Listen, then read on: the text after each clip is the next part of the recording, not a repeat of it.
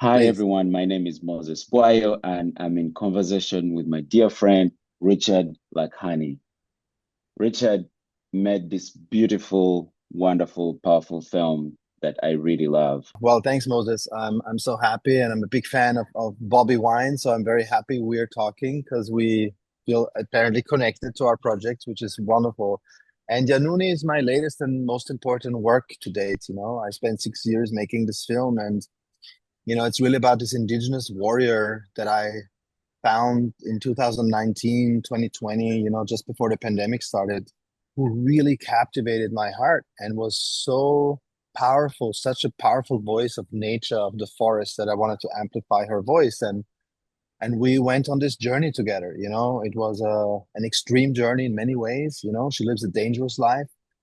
She lives a hard life. There's lots of crisis and drama always going on around her. And I just felt if I can be close to her and show the indigenous fight from within, from the perspective of a woman, a mother, a wife, leading the fight, risking everything to protect the forest, her people, and all of us, because this is a ecosystem that the whole world needs to be protected um, for.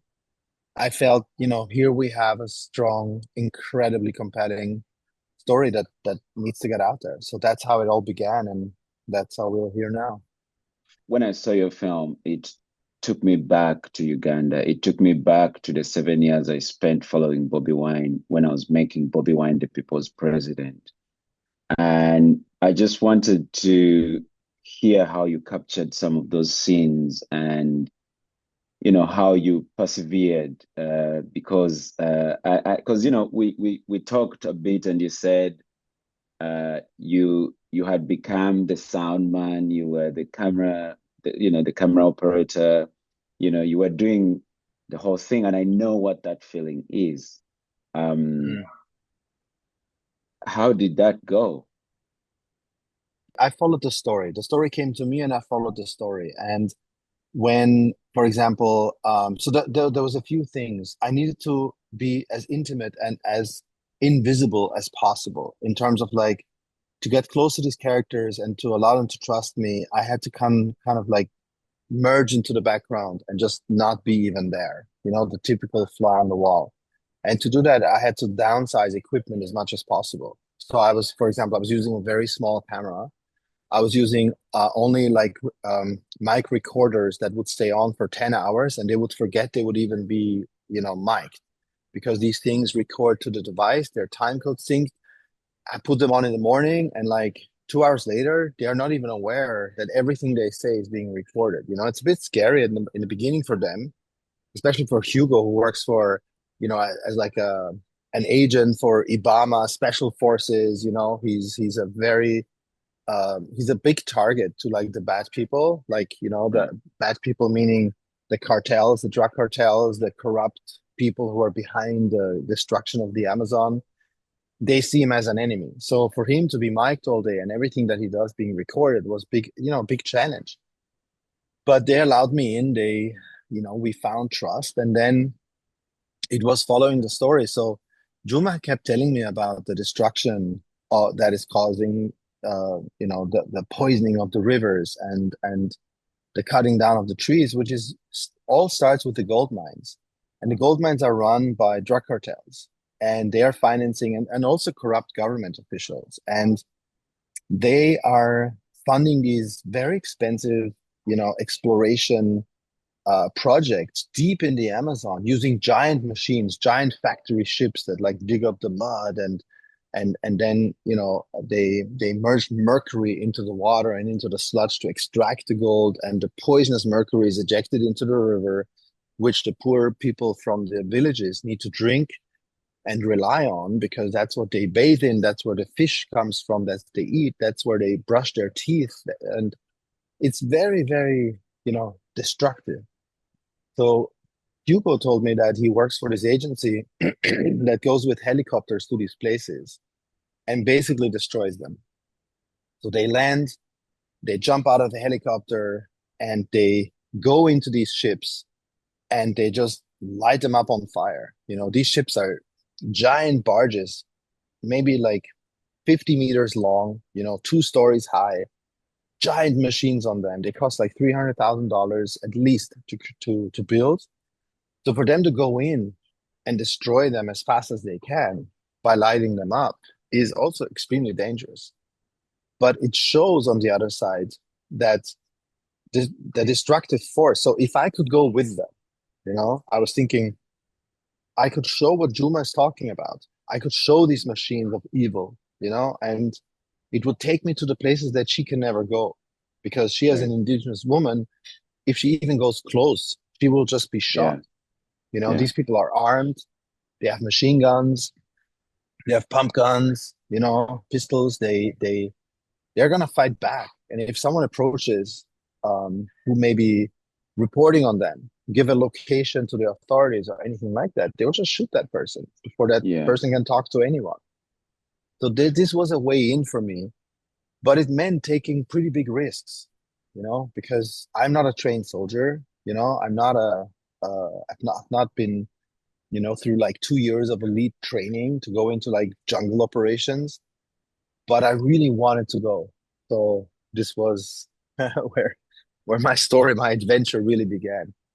Yeah. But when you asked to go, you said Hugo said you were taking away one soldier. Here you are, Richard, armed with a camera.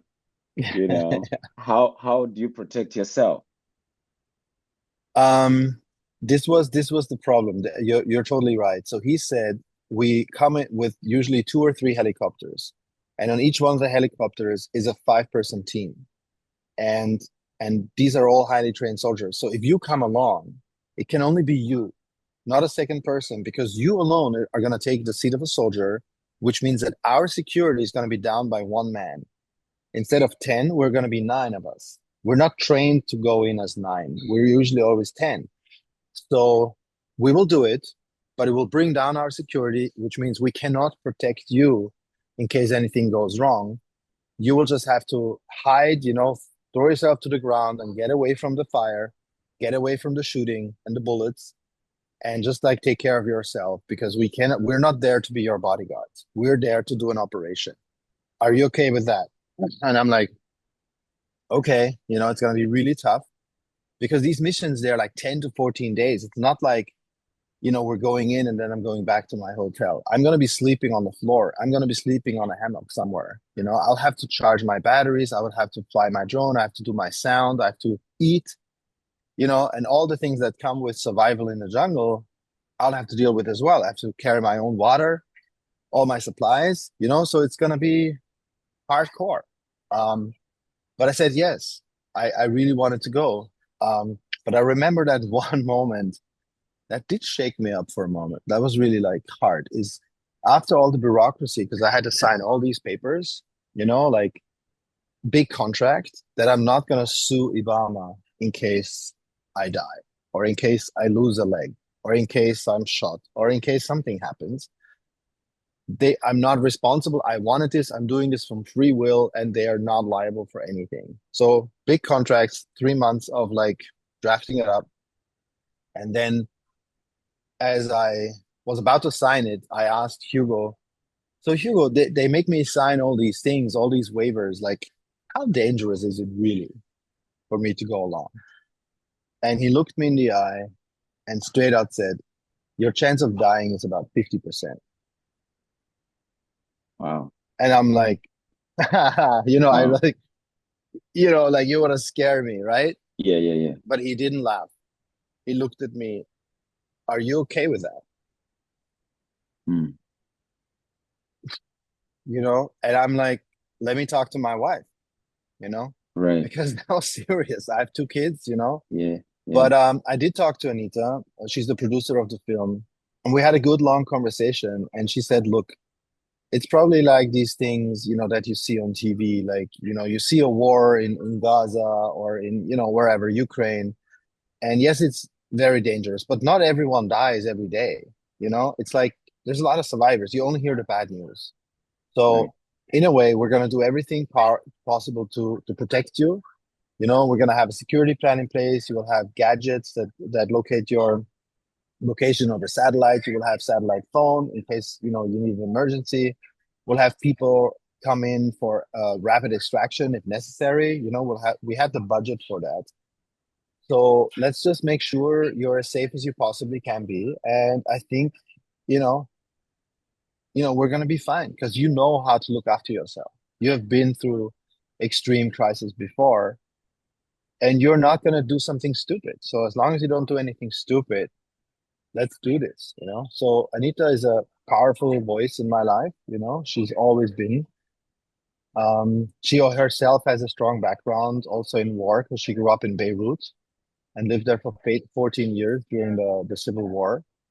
Mm-hmm. Um, so she understands conflict and threats and Mm-hmm. extreme situations. And I do too, because I've been through some, you know, things in my life that were very Mm-hmm. extreme. So we decided to do it, you know, to go all in. But it still was, I think, one of the hardest things I've ever done. Physically, Mm-hmm. mentally as well, Yeah. technically, Yeah. you know, getting all this gear, running Yeah. 6 sound mics and a camera and a drone and making sure everything stays, you know, doesn't break and keeps functioning for the time of these extreme environments. Mm-hmm. And yeah, and then, you know, there was real danger sometimes that we had to deal with, but you know, I followed the story. That's what I wanted to do from the beginning. So this is like a testament to like pure documentary filmmaking, pure verite. You're heading out there for the story. You want to get that shot, you know. It is. And for me, like watching the film, I remember the times I was filming Bobby, Yeah, here's this musician turned politician who's fighting, this huge military force, that is armed with guns, and he only has a microphone and his will to free the yeah, people of Uganda. And I mean, yes, there were also moments in my case where there were a few attempted assassinations on his life when I was present with Bobby, and there were bullets flying through the car, and you could literally hear the sound of the bullets like just going crazy. past, It's so crazy. I remember those scenes in your yeah, film, and I can't believe you shot all that. Amazing. I And you know, but survived. like Richard, it's that testament to like you the story. Like you're thinking of the story, and in those moments, it's like, what if he's killed? Who's going to capture that, right? Yeah, yeah, That was my worry. If he died, who will know? Who will tell the world? I exactly. wanted to be there. I Yeah, wanted to be present. And I'm sure you had a lot of those moments. There's a time I yeah, think they were trying to blow up this barge. yeah, And how did you yeah. decide because you remained so calm, pretty much. You held Yeah, the short. I was shocked. Um, Something had happened that was unexpected. Something just went wrong. A simple chain that was tied to our boat, our secure safety boat, our getaway boat, jammed. So as they were about to destroy one of those illegal ships, you know, that are causing so much destruction, that are these, I call them factory ships. All they do all day, 24 hours a day, suck up the mud of the riverbed, sucking it up with giant hoses like a vacuum cleaner, and they empty those riverbeds, mix the sludge with poisonous mercury to extract gold, like just particles of gold, you know, it connects with the mercury, and then all the poisonous sludge is returned into the river and pollutes the river for decades. You know, like it goes into the mud, it goes into the environment, into the trees, it's in the water. It just destroys everything. So all they can do, Ibama, when they come in, the special forces, is destroy these ships as fast as possible before, like, the people who usually run away into the forest who are running these ships, you know, they jump off the ship and swim and then they go into the forest. They will come back with reinforcements and they're gonna open fire at the Ibama people. If they don't open fire right away, they may 30 minutes later. So they have to go in and out as fast as possible. So what they do is they use the gasoline that they find on the boats and like mattresses and anything like that as firing material, and they put it on the engine on the machines, They mix it with a pressure. They usually have oxygen on board, like big oxygen tanks. So they put these oxygen tanks under the fire, and those oxygen tanks next to the machines that power these ships, when the heat reaches a certain point, they just blow up and they cause a massive explosion that just blows this ship up. And that makes sure that this ship is destroyed. So we were on one of those missions, and they were destroying like 10 ships per day, like Mm-hmm. literally going in and out, 10, sometimes 15 ships. And on one Mm-hmm. of them, something went wrong. Simple chain, didn't, weren't able to take it off. And the fire was lit. The soldiers were on the ship, and all they could do, because they couldn't approach anymore to take the chain off and to work with it, it was too hot. It was blazing heat already, right? So all they could do was shoot the chain before the explosion happens, right? So they were using a machine gun, a pump gun, their pistols, and they were all shooting at this chain to get it, like, to cut the chain. And I was witnessing this from the back of the boat, filming the action, like on a wide shot, kind of going from left, going right, like trying to understand, like, what is going on. Like, this looks like we're gonna die. I mean, like, if this thing explodes and we're still here, we're gonna be blown to shreds. And that was traumatic. But at the same time, I remembered, now I'm in this crisis mode. I'm in this extreme hostile environment. You're here to tell a story. So whatever happens, do not touch that red button to turn off the camera, because it's not going to make a difference whether you die or not. Keep recording the story. Keep recording what is happening. If it goes well, you have a story to tell the world, and you can show what it's like to do the work that they do, how dangerous it is, and how things can go wrong. And if we die, maybe they will find the footage and something will happen with it, but it's not going to be for nothing. But it will be for nothing if I turn off that camera, then it's like, why even bother, And basically, that's what happened. Like, this was, I was looking at the faces of people as they were like going around, and I was thinking, they're not jumping into the water yet. They're not trying to get away. They're still shooting, they're still combating. But one of them was actually screaming to me to jump, to get away. And I'm like, I know. I'm I not gonna had. get Yeah. away as long as you don't, because Yeah. you're a father too. You're a human being. You want to save your Yeah. life. So if you are not jumping, I'm not jumping, right? So it was this, but all this happens in seconds in your mind. Right. And then at the last moment, Hugo actually was the hero of our film. He was able to shoot the chain from like 15 feet away on a moving ship. It was really hard, and he shot it. And we got away, and the whole thing blew, and it was just like the closest we could have ever gotten, and to an extremely terrible situation. I followed the story, and that's what happened. And but I was able to tell it. That was the most important. Yeah. And why do they destroy this equipment? They have to destroy it, because these are the machines that are causing the destruction of the Amazon. And they are relentlessly. So once they're put into a position, they will work for years and years, destroying, destroying, destroying, poisoning these rivers. They bring in these giant excavators, and they put them on big ships, and they offload them from the ship, and they go in, and these excavators dig up the forest. Then they also insert even the groundwater with the mercury, because they find the gold everywhere, right?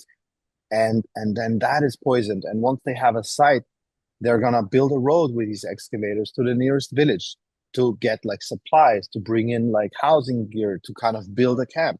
As long as there's a road, there's gonna be more roads, because they will find the big trees along the road. They find the giant trees, so they start taking down the trees. More money being made by selling illegal wood, right? Once they cut down the trees, they're like, oh, let's clear all this undergrowth, the shrub, with fire. And then they burn the forest, which is what we see on TV, to kind of open up clearances. Then they bring in the cattle. Then they bring in the soybeans. And then it's game over for the Amazon. So in order to stop this at the root, at the core, where it starts, that's where Ibama comes in. They go with the helicopters, they land on these places, and they destroy the equipment as fast as possible. Also because these heavy machines, you can't take them out slowly to like the nearest city. If you do that, you will be attacked and attacked and attacked. These people are armed and dangerous. So if you try to save an excavator by taking it back through a road, you'll be shot. You'll be attacked, you know?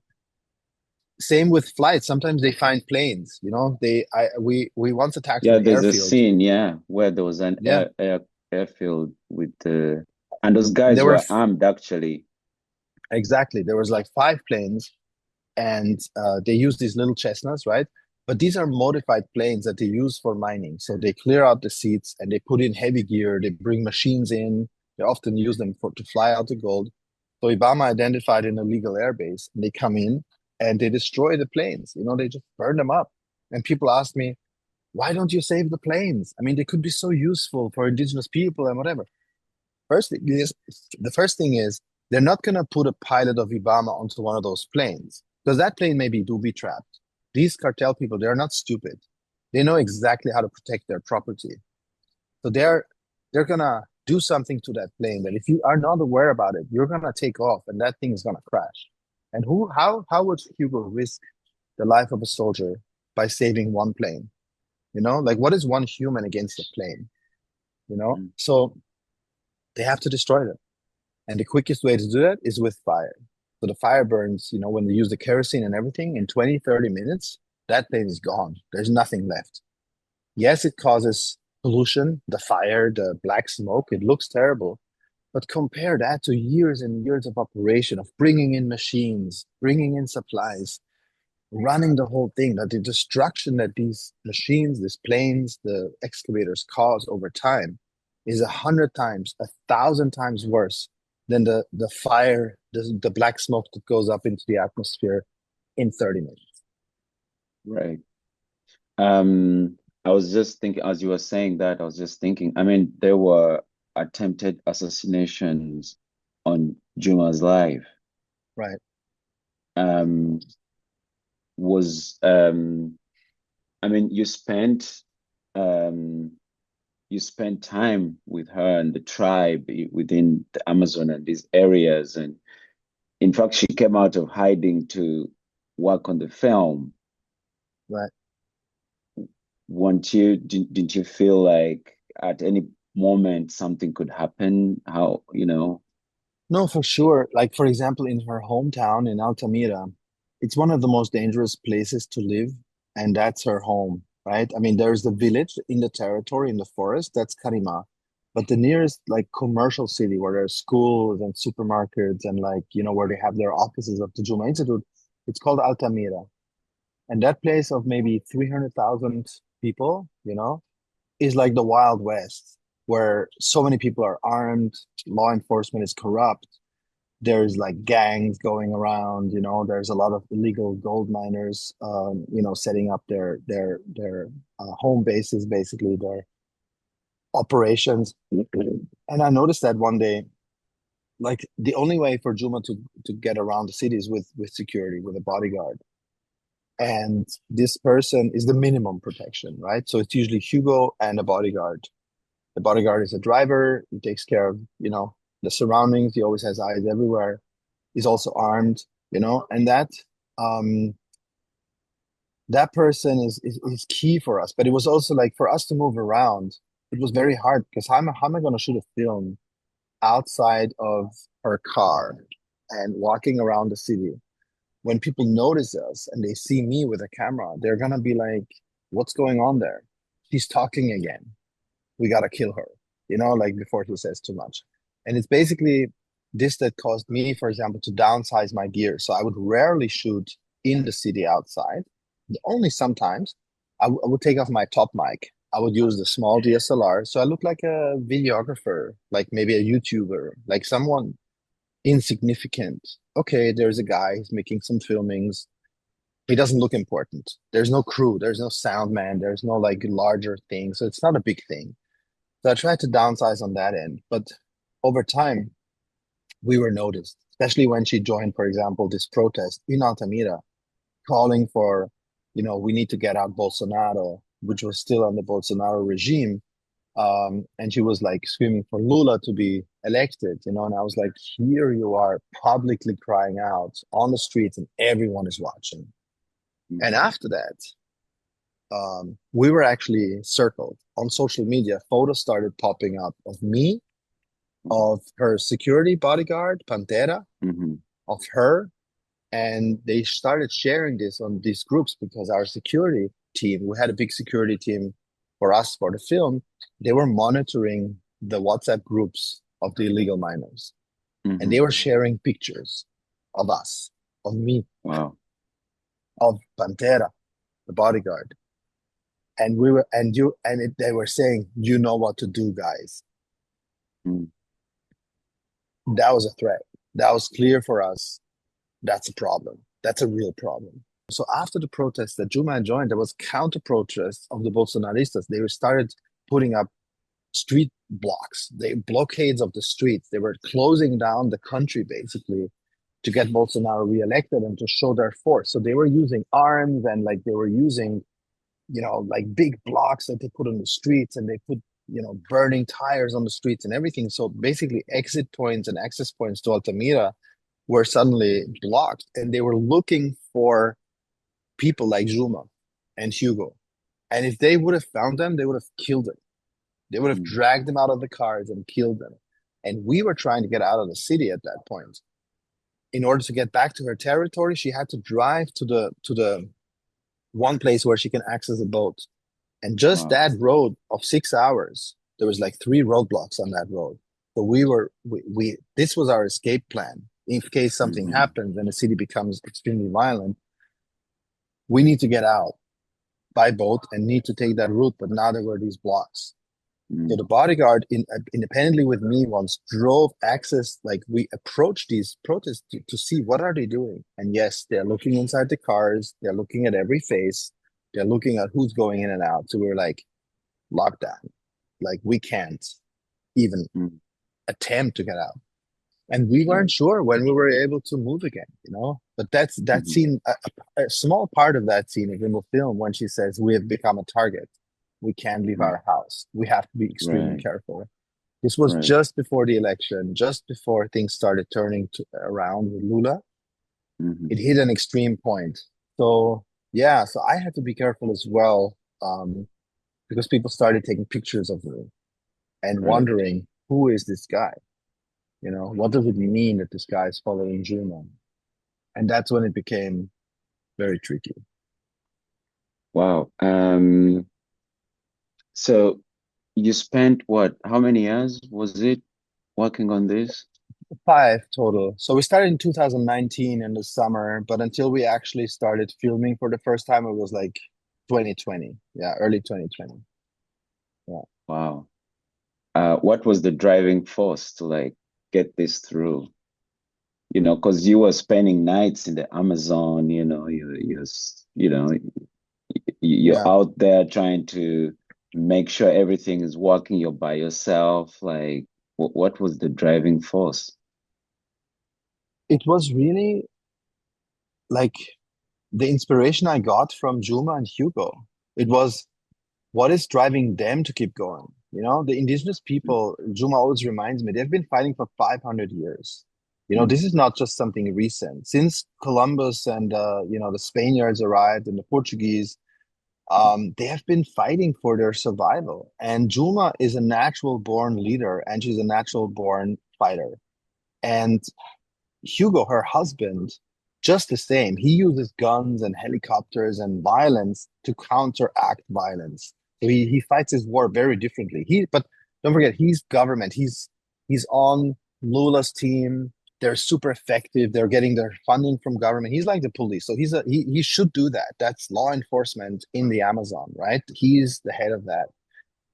But Juma's resistance is non-violent, peaceful protests, speak out, never give up, always counterattack through verbal engagement, like, standing up there on these stages, going on TV, going to wherever, but risking their lives, like risking their lives. If you become the face of activism in the Amazon, you're a target. The Yeah, easiest thing is to just yeah, kill you. And I always told right. Juma, if we do it right, if I can elevate your voice to the Mm, degree of like you become famous enough that you are basically a very dangerous target to take out, because mhm, they will come after you if you're so famous. You know, they will have mhm, to. There's accountability. If you take out a famous person, they're mhm, gonna like there's gonna be the press, the media, the outcry internationally is gonna be massive. It's gonna be on CNN, mhm, it's gonna be on BBC, everywhere. The president will get mhm, a call, right? So this is where we need to be in order to protect you. Juma took the risk of believing that narrative. That's not coming from me. It's coming from security mhm, experts. mhm, You know, that it can be like fame can be a shield. So I kept going because I made a promise to them that I will get this film out there to the world, and it's going to have a massive impact, positive impact for your people and on your lives. You know, mhm. you'll have more protection. You'll have hopefully more funding for what you believe in. You will get support from all different kinds of sides, from NGOs, from governments, from Yeah, anywhere. So I needed to follow through. You know, I couldn't stop halfway. When things got tricky and dangerous, that's what I expected. I knew where, what I was getting myself into, more or less. You know, I mhm, had an idea. This is a dangerous country. We're dealing with cartels. We're dealing with corruption. Um, and I had navigated this before. So what kept me going was their will to keep going through all mm, this. You yeah, know, I'm not going to give up if they are not giving up. So yeah, it's all or nothing. yeah. And I met Juma the other day, and I must say she has this presence. Again, similarly to like Bobi Wine, she reminded me of his fighting spirit. Um, and these individuals don't come, there's not so many of people like Juma and Bobi Wine, Navalny. It's those characters that are just, you know, they're I was special. so happy when you met because I could see two forces that are driven by activism and by what they believe in were meeting right now, and she saw you right away and you saw her, and I Right. could feel that. I remember taking pictures. I was so happy to capture this moment because this Yeah, was this is what this is about, of yeah, like-minded people coming together, empowering themselves and right, giving each other comfort as well of the other's existence. You know, like you right, are the warrior in the Amazon and I am the warrior in Uganda, and we live what we believe in and we take the sacrifice that comes with it. I mean, you're now a right. refugee in America that can't go back Yeah, because you would be persecuted, probably killed, tortured. And for Juma, going back every time is a huge risk as well. You know, leaving is a risk. I mean, her whole life is crazy. She can't leave without putting her children in protection, under the protection of the territory, because they would be kidnapped in her absence, just to put pressure on her, you know? When she comes back, all the media she has received in abroad and internationally has already reached Brazil. So she always have to be like, are they waiting for me? Have they set up some kind of, kidnapping point where I'm gonna be? Do they know where I live? Like, how's that mm-hmm, gonna work? Right. So every time we right. go in and out is gonna be like a massive problem for security. And that's the way she thinks, and she has to think. And these people going out to risk their lives for the good of the Mm-hmm. planet, for our survival, Yeah, is so yeah, inspiring to me. This is it is. why we do it. We all do it, right? Yeah, yeah. Like everyone is doing their part, and Mm-hmm. that's so important that we just keep on doing that, telling those stories and getting them out there. Elevating those stories, bringing them to the world and sharing with other people to inspire others. So just to 100%. like your previous point, when our film Bobi Wine, the People's President, was nominated, Bobi Wine and his wife and his children had been under house arrest um, during the nomination. And when the nominations were announced, the military and police withdrew from their house. And Crazy. and to your point that you just made, the moment these stories are elevated, it becomes a security. It's like a layer of security that Yeah. is built. You know, so I mean, things have changed somewhat. He's not brutalized like he used to be.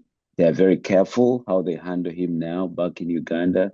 So, just So good to hear. that's, yeah, It's yeah, so good to hear because this is what what it takes a risk. So I'm trying to find the right words because me telling Juma fame, and it's not fame, it's my it's not being fame now. known for Yeah, the story to yeah, be out there can yeah. protect you. Hmm. So that's a big, you're dealing with someone's life. When you say Right, something like that, right. that comes with a lot of responsibility because what if it doesn't? Hmm. What if it Hmm. makes things worse? So we take that risk. Hmm. I take that risk as well. But on the Hmm. other hand, hearing a story like yours, that it did work in that way. The police retreated, and Yeah, they are like, okay, now we need to back off. But the whole world is looking now. We can't right. hide our corruption anymore. We can't hide all these illegal things going on. So that's when things become easier and better for these people. And I know, for example, when I did Sea of Shadows, there is this Mm. journalist who's denouncing government corruption in the military and in the police, working with the drug cartels, and he names names and he's all that. I'm telling him, Carlos, how are you still alive? Right. And he says, the only reason I'm still alive is because I'm the most famous news anchor in Mexico. So Mm. that fame has protected me all these years Yeah. because I'm a too high profile target to take out. And he said that to me. Hmm. And I've learned that over time. This has been confirmed again and again Yeah. that this can work. So Hmm. this is why Juma tours with me here in the US. This is why she goes to press conferences and puts her name out there, and Hugo as well. It's because she believes the narrative and she has seen the effect as well to some degree yet. But there is never a quiet moment in her life. There is always the danger that someone's not going to care and they're just going to fire that gun at her, or at Hugo. And we have to live with these risks, but we hope we're doing it for the right reasons and we're doing the best we can. So this is where we are. Yeah. Well, thank you so much for talking to me, Richard. It's been an honor, always an honor to speak with you, my dear. And Same for me, man. yeah. You're a legend. You're Oh, a legend. I mean, you've come through so much, and you're here going strong and empowering people, supporting fellow filmmakers and their films and communities, and yeah, you have a strong following. So I think you're on the right path to it. I'm very happy to know you and to work with you and to be with you and to talk to you. It's wonderful. Thank you. thank you. Hearing those kind words from you, sir, Nah, what come can I say? on. Thank you so much. I mean, I admire your work, Richard. Fantastic. To be honest, I admire your work. So for me, this conversation has been an honor to have with you. Yeah, and I hope everyone gets to see this film. It's an important film in this day and age that we live in today, when there's a lot of misinformation around climate change. I hope everyone can see this film and see the great work that Juma and Hugo are doing in the Amazon to protect the climate that we all, that protects all of us. Yeah. Thank you. Fantastic. Thank you so much, Thank Moses. you. Thank you.